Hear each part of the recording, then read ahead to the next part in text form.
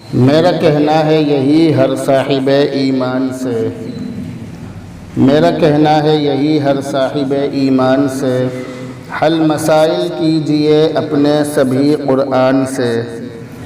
چاند سی صورت زمانے میں نظر آؤ گے تم، چاند سی صورت زمانے میں نظر آؤ گے تم، درس لو ابو بکر و فاروق و علی عثمان سے۔ محترم بزرگ دوستو، عزیز ساتھیو، قرآن کریم کی جو آیت میں نے ابھی پڑھی ہے، یہ آیت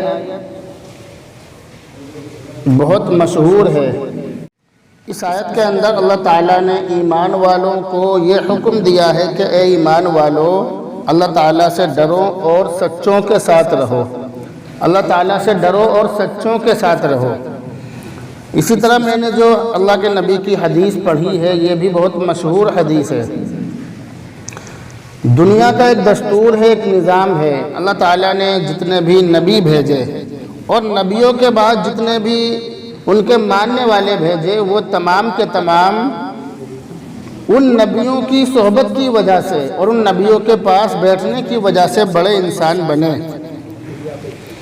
اور یہ بھی دنیا کا دستور ہے کہ اگر آدمی بڑے کے پاس بیٹھے گا تو بڑا بنے گا، اور چھوٹوں کے پاس بیٹھے گا تو چھوٹا بنے گا۔ جیسی صحبت میں بیٹھے گا ویسا ہی بنے گا، سیدھی سیدھی بات ہے۔ صحابہ کرام اللہ کے نبی علیہ السلام کی صحبت میں بیٹھے۔ صحابہ کرام دنیا کی وہ ہستی ہے کہ انہوں نے اللہ کے نبی علیہ السلام کی صحبت پائی ہے۔ ایک صحابی کی تھوڑی سی صحبت پر، تھوڑی دیر اللہ کے نبی کے پاس بیٹھنے پر حضرت اویس قرنی رحمۃ اللہ علیہ جیسے ہزاروں قربان کیے جا سکتے ہیں، جبکہ حضرت اویس قرنی رحمۃ اللہ علیہ اللہ کے نبی علیہ السلام کے زمانے میں موجود تھے، مگر اللہ کے نبی کی زیارت نہیں کر سکے تھے، اللہ کے نبی کی صحبت اختیار نہیں کر سکے تھے، ان کے پاس نہیں بیٹھ سکے تھے۔ لیکن صحابہ کرام اللہ کے نبی کے پاس بیٹھے تو ایک صحابی اللہ کے نبی کے پاس اگر ایک سیکنڈ بیٹھا ہو، صرف ایک سیکنڈ، تو اللہ کے نبی کے پاس ایک سیکنڈ کا بیٹھنا، اس پر ہماری ہزاروں عبادتیں اور ہزاروں نماز روزے قربان ہیں۔ اللہ کے نبی کے پاس بیٹھنا اتنی بڑی بات ہے۔ تو صحبت کا اثر بہت جلد ہوتا ہے، اور صحبت ہمارے یہاں پر بہت اہم اور ضروری چیز ہے۔ اور ہمارے جو بڑے لوگ ہیں، جو بوڑھے قسم کے لوگ ہیں یا جو پرانے لوگ ہیں، وہ اپنی اولاد پر اس بارے میں بہت زیادہ نظر رکھتے ہیں کہ ہماری اولاد کہاں اٹھ بیٹھ رہی ہے، ہماری اولاد کا دن اور رات کہاں گزر رہا ہے، کیونکہ صحبت کا اثر 100% ہوتا ہے انسان پر۔ انسان صحبت کا اثر 100% قبول کرتا ہے۔ اصحاب کہف کا کتا، اصحاب کہف بہت مشہور لوگ ہیں۔ اصحاب کہف کا کتا اصحاب کہف کے ساتھ رہنے کی وجہ سے اتنا زیادہ قابل احترام ہو گیا کہ حدیث کی کتابوں میں اور تفسیر کی کتابوں میں یہ لکھا ہے کہ اگر اللہ تعالیٰ جانوروں کو جنت میں داخل فرمائے گا، ویسے تو جانوروں کے بارے میں یہ لکھا ہے کہ ان سب کو مٹی کر دیا جائے گا، ان سے کہہ دیا جائے گا کونو ترابا، تم سب کے سب مٹی ہو جاؤ۔ لیکن اگر اللہ تعالیٰ جنت میں جانوروں کو بھیجے گا تو 10 جانور ایسے ہیں کہ جن کو اللہ تعالیٰ جنت میں بھیجے گا۔ یہ بات جلالین شریف تفسیر کی کتاب ہے، اس کے اندر لکھی ہے کہ اگر اللہ تعالیٰ جنت میں جانوروں کو بھیجے گا تو 10 قسم کے جانور، 10 جانور ایسے ہیں کہ جن کو اللہ تعالیٰ جنت میں بھیجے گا۔ ان 10 جانوروں میں سے ایک اصحاب کہف کا کتا بھی ہے۔ اصحاب کہف کا کتا بھی جنت میں جائے گا۔ اگر جنت میں جانے کی بات ہوگی جانوروں کے، تو اصحاب کہف کا کتا بھی جنت میں جائے گا۔ قرآن کریم کے اندر سورہ کہف کے اندر اصحاب کہف کے کتے کا ذکر ہے، یعنی چند نوجوان تھے، بہت دیندار تھے۔ ان کی تعداد کے بارے میں قرآن کریم کے اندر اختلاف ہے، ان کی صحیح تعداد قرآن کریم کے اندر الگ الگ لکھی ہوئی ہے۔ تو جو بھی ان کی تعداد ہے، مگر ان کے ساتھ ایک کتا تھا، تو ان لوگوں نے اپنے وقت کے مذہب کو مانا، یعنی اللہ تعالیٰ پر ایمان لائے، اور ایمان لانے کے بعد ان لوگوں نے وہاں سے ہجرت کی اور اپنے ایمان کو بچا لیا، ان کے ساتھ ان کا کتا بھی چل پڑا۔ تو ان کے ساتھ جب کتا بھی چل پڑا، بہت لمبا واقعہ ہے، تو کتے کا حشر بھی ان جیسا ہی ہوا۔ اللہ تعالیٰ نے ان کو 309 سال تک سلا دیا۔ تو اصحاب کہف کا کتا تھوڑی دیر، کچھ دن نیک لوگوں کے ساتھ رہنے کی وجہ سے اتنا زیادہ مقبول ہو گیا کہ دنیا نے اس کو مانا، اور قرآن کریم کے اندر اس کا ذکر ہوتا ہے۔ جب بھی قرآن کریم کے اندر سورہ کہف پڑھی جاتی ہے تو ان کے کتے کا بھی ذکر ہوتا ہے۔ لیکن دوسری طرف حضرت نوح علیہ السلام جو بہت بڑے نبی تھے، پیغمبر تھے، اللہ کی طرف سے بھیجے ہوئے پیغمبر تھے، اور بہت سارے لوگوں کے ایمان لانے کا ذریعہ بنے۔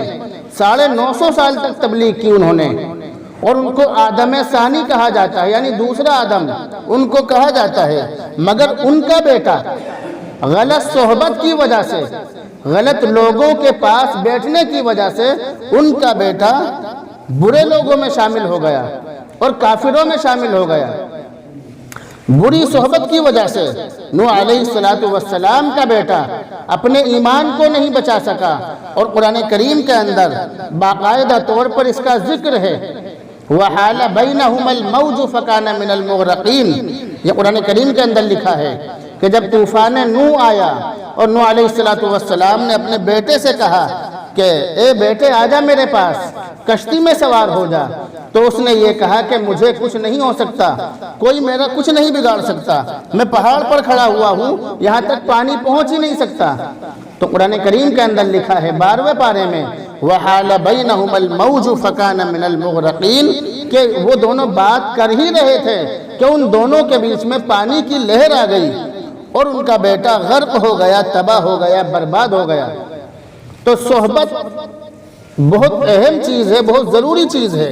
ہمارے بچے کہاں بیٹھ رہے ہیں، ہمارے بچے کس کی صحبت اختیار کر رہے ہیں، یا کس کے پاس ہمارے بچوں کا اٹھنا بیٹھنا ہے، اس بات پر ہماری بہت گہری نگاہ ہونی چاہیے، کیونکہ ہمارے بچے آنے والے زمانے کا ہمارا مستقبل ہیں۔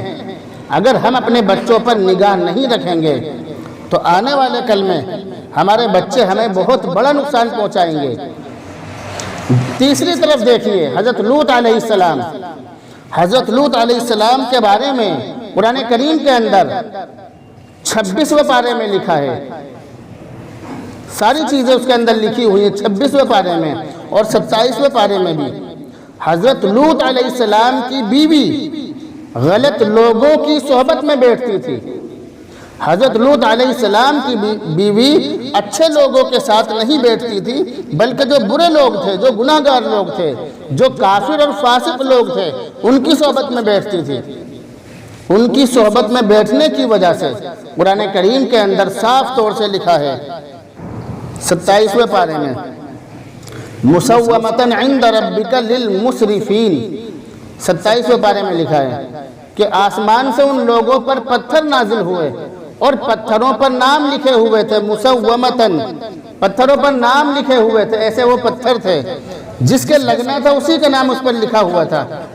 تو غلط صحبت کی وجہ سے ایک نبی کا بیٹا اور ایک نبی کی بیوی اپنے آپ کو اللہ کے عذاب سے نہیں بچا سکے، اور اچھی صحبت کی وجہ سے ایک کتا ایمان والوں کے ساتھ اس کا حشر ہوا۔ تو صحبت کا اثر ہمارے یہاں پر بہت اہم مانا جاتا ہے۔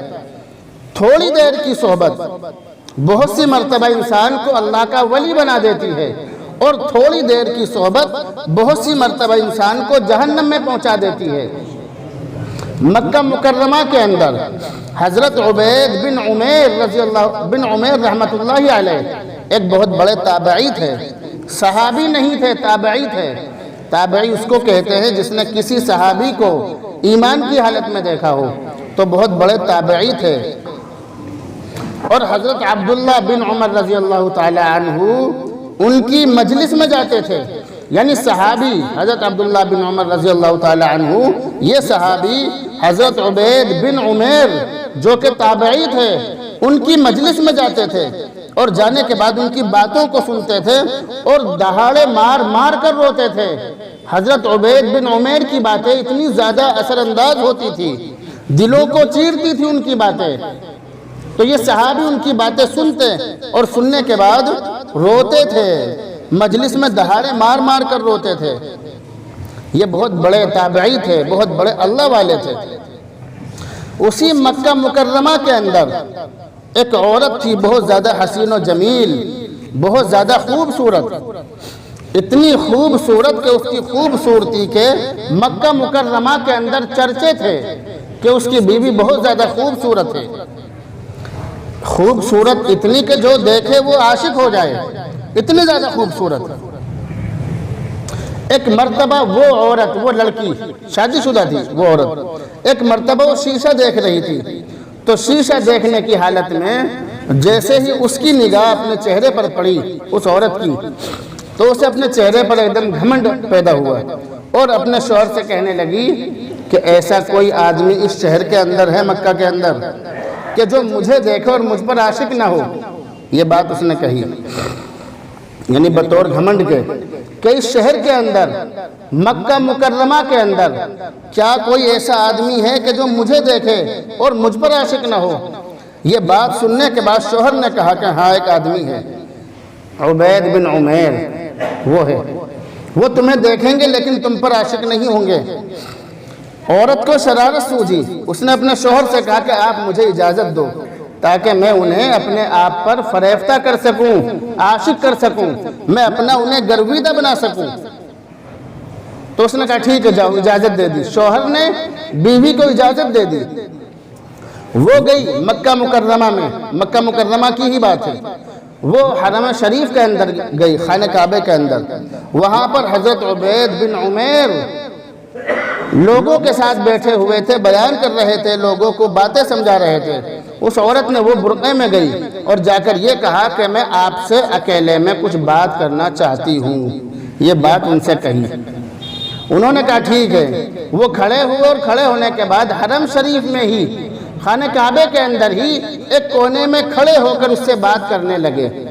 لیکن جیسے ہی انہوں نے بات کرنی شروع کی، اس نے فوراً اپنا منہ کھول لیا اور یہ کہا کہ میں تو آپ پر عاشق ہو گئی۔ اور اس عورت نے ان کو غلط کام کرنے کی دعوت دی اشاروں میں، اور یہ کہا کہ میں تمہیں نہیں چھوڑوں گی، میں تو عاشق ہو گئی، یہ ہو گیا وہ ہو گیا، اور تم ہاں کر لو، بس میرے ساتھ غلط کام کرنے کے لیے حامی بھر لو بس۔ انہوں نے کہا ٹھیک ہے، میں تیری بات کے بارے میں سوچ سکتا ہوں، غور و فکر کر سکتا ہوں، لیکن اس سے پہلے میں تجھ سے ایک دو باتیں پوچھنا چاہتا ہوں، بس وہ باتیں مجھے بتاؤ، پھر اس کے بعد میں تیری دعوت پر غور و فکر کر سکتا ہوں۔ انہوں نے پھر یہ کہا اس عورت سے کہ یہ بتلا کہ اگر اس وقت موت کا فرشتہ آ جائے اور موت کا فرشتہ آنے کے بعد تیری روح قبض کرنے لگے تو کیا تو اس وقت میرے ساتھ اس گناہ کو کرنے کے لیے تیار ہوگی؟ وہ کہنے لگی کہ نہیں۔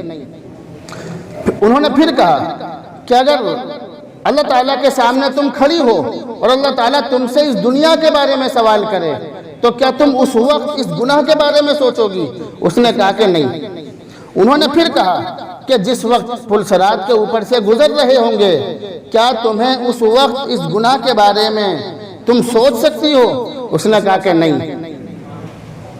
تو انہوں نے یہ کہا کہ اے اللہ کی بندی جا، اللہ نے تیرے اوپر بہت بڑا احسان کیا ہے، تجھے خوبصورت بنایا، جا اور آرام سے رہ۔ وہ اپنے گھر آ گئی۔ گھر آنے کے بعد شوہر انتظار میں بیٹھا ہوا تھا، تو شوہر نے کہا کہ کیا ہوا؟ تو عورت نے یہ کہا کہ اگر مرد اللہ کا ولی بن سکتا ہے تو کیا عورت اللہ کی ولی نہیں بن سکتی؟ یہ بات اس نے کہی، اور یہ بات کہنے کے بعد 24 گھنٹے اللہ کی عبادت میں لگ گئی۔ اس کا جو شوہر تھا وہ مکہ شہر کے اندر لوگوں سے یہ کہتا پھرتا تھا، میں نے پہلے بھی یہ قصہ کتاب کے اندر پڑھا تھا، وہ لوگوں سے یہ کہتا پھرتا تھا کہ میں نے عبید بن عمیر کا کیا بگاڑا ہے کہ اس نے میری بیوی کو ولی بنا دیا۔ پہلے ہماری ہر رات شب زفاف ہوتی تھی، یعنی میاں بیوی ہم ہر رات میں ملتے تھے پہلے، اب ہماری ہر رات شب عبادت ہوتی ہے، اب ہم پوری پوری رات اللہ کی عبادت کرتے ہیں۔ عبید بن عمیر نے میری بیوی کو پتہ نہیں کیا کر دیا، اب وہ میرے قابل نہیں رہی۔ یہ بات اس کا شوہر کہتا پھرتا تھا مکہ شہر کے اندر۔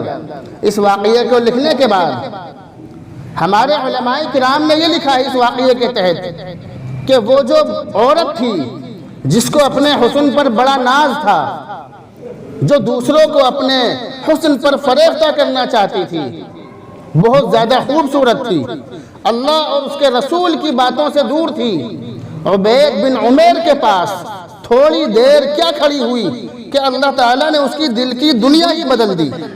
تو اگر اللہ والے کے پاس تھوڑی دیر بیٹھ جائیں، اللہ والوں کی صحبت تھوڑی دیر اختیار کر لیں، اگر ہم اللہ والوں کے پاس تھوڑی دیر بیٹھ کر کچھ باتیں سن لیں یا کچھ نہ بھی سنیں تو بھی نفع سے خالی نہیں ہے۔ ایک کتاب کے اندر مولانا رومی نے لکھا ہے، بہت بڑے عالم دین تھے، انہوں نے اپنی کتاب کے اندر لکھا کہ ایک چیونٹی کے دل میں خانہ کعبے کو دیکھنے کی چاہت اور تمنا پیدا ہوئی۔ اس کے دل کے اندر یہ تمنا ہوئی کہ میں خانہ کعبے کو دیکھوں۔ انہوں نے اپنی کتاب کے اندر لکھا ہے اللہ تعالیٰ نے خانہ کعبے کے ایک کبوتر کو حکم دیا کہ تم فلاں شہر میں جاؤ اور جا کر فلاں چیونٹی کو اپنے پیروں پر چپکا کر لے آؤ۔ وہ گیا، شہر شہر، جنگل جنگل، گاؤں گاؤں گیا اور جانے کے بعد اس چیونٹی کو خانہ کعبے میں لے آیا۔ یہ واقعہ میں نے بہت ساری کتابوں کے اندر پڑھا ہے۔ تو کہنے کا مطلب یہ ہے کہ تھوڑی دیر کی اللہ والوں کی صحبت انسان کو بہت قیمتی بنا دیتی ہے۔ اسی وجہ سے ہمارے علماء کرام اور خاص طور سے میرے استاد محترم جب مجھے یہ سمجھاتے تھے کہ اپنے بڑے لوگوں سے واسطہ رکھو، اپنے اللہ والوں سے واسطہ رکھو، تو اس وقت مجھے ایک شعر سنایا کرتے تھے۔ شعر یہ سنایا کرتے تھے، گل کے لب نازک پر، آپ سمجھو گے نہیں، پہلے میں شعر سنا دوں پھر اس کا ترجمہ بتاؤں گا۔ گل کے لب نازک پر شبنم کا یہ قطرہ بھی موتی نظر آتا ہے، نسبت اسے کہتے ہیں۔ وہ یہ شعر سنایا کرتے تھے۔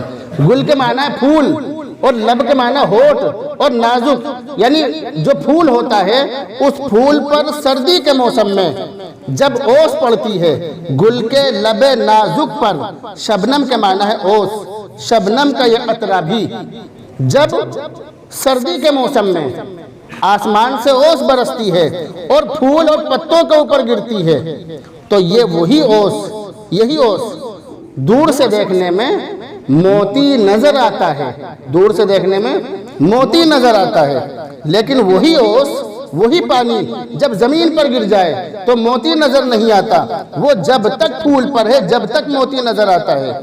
نسبت اسے کہتے ہیں، اس شعر میں آخر میں ہے موتی نظر آتا ہے، نسبت اسے کہتے ہیں۔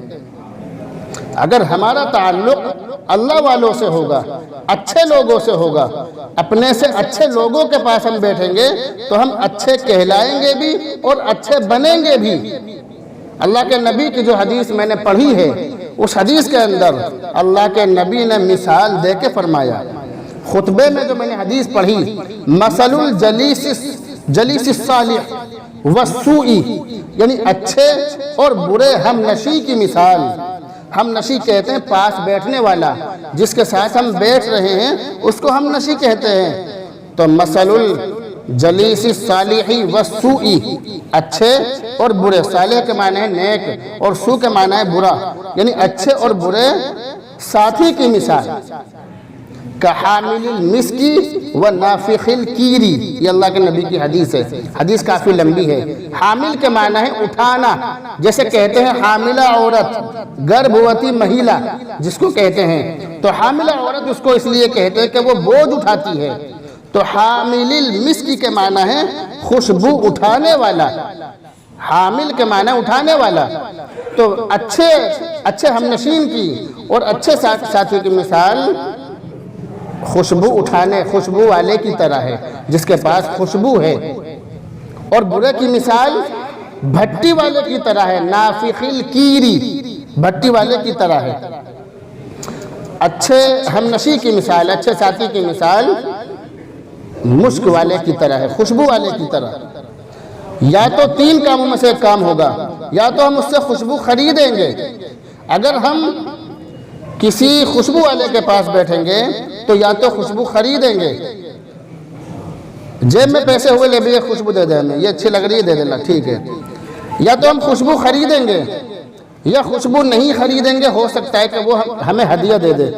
یعنی 3 کاموں میں سے کوئی ایک کام ہوگا، یا تو خوشبو خریدیں گے یا وہ خوشبو ہمیں ہدیہ دے گا، ایسے ہی دے دے گا۔ تیسری بات، ہم نہ بھی خریدیں وہ ہمیں نہ بھی دے تو تیسری بات یہ ضرور ہوگی کہ ہم خوشبو سے معطر ہوتے رہیں گے، خوشبو آتی رہے گی۔ اور برے ہم نشی کی مثال، برے ساتھی کی مثال ایسی ہے بھٹی والے کی طرح کہ یا تو کپڑوں کو جلا دے گا یا کم سے کم دھواں تو کپڑوں پر لگے گا ہی۔ تو ان قرآن کریم کی آیت اور اس حدیث کی روشنی میں عرض کرنے کا اور بتلانے کا مقصد صرف یہ ہے کہ ہم خود بھی اچھی صحبت میں بیٹھیں، ہمارے پاس جو بیٹھنے والے لوگ ہیں اچھے ہونے چاہیے، اور ہماری جو اولاد ہے اپنے سے زیادہ اپنی اولاد پر نگاہ رکھنی چاہیے، کیونکہ پہلے اولاد کو بگاڑا جاتا ہے، اس کے بعد تماشا دیکھا جاتا ہے۔ پہلے اولاد کو بگاڑا جاتا ہے، اس کے بعد تماشا دیکھا جاتا ہے۔ اب سے 30 سال پہلے یہاں قریب میں کسی گاؤں کی ایک مثال ہے، گاؤں کا نام نہیں لوں گا کیونکہ ہو سکتا ہے کہ اس گاؤں کے لوگ بھی یہاں پر بیٹھے ہوں۔ اس گاؤں کی ایک مثال ہے کہ ایک شخص نے ایک آدمی کے چانٹا مارا، بڑے آدمی کے، تو بڑے آدمی نے اس سے کچھ نہیں کہا، صرف ایک آدمی سے کہہ دیا کہ جتنا خرچہ ہو تجھے میں دوں گا، بس تجھے ایک کام کرنا ہے، اسے بگاڑ دے بس۔ اس نے لاکھوں روپے خرچ کیا اس کو بگڑوانے کے لیے، اور آج کی جو حالت ہے، جس نے چانٹا مارا تھا اس گاؤں سے اس کا نام و نشان مٹ گیا۔ میں اس کے بارے میں اچھی طرح جانتا ہوں۔ تو لوگ دوسروں کی اولاد کو پیسہ دے دے کر بگڑواتے ہیں، اس لیے کوشش یہ کرنی چاہیے کہ ہماری اولاد کہاں بیٹھ رہی ہے، کس سے باتیں کر رہی ہے، ہر بات پر سختی سے نگاہ رکھنی چاہیے۔ اگر اپنا مستقبل اور آنے والا زمانہ اور قبر میں اور حشر میں اگر ہمیں اچھا بننا ہے تو ہمیں یہ کام کرنا پڑے گا۔ اللہ رب العزت عمل کی توفیق نصیب فرمائے۔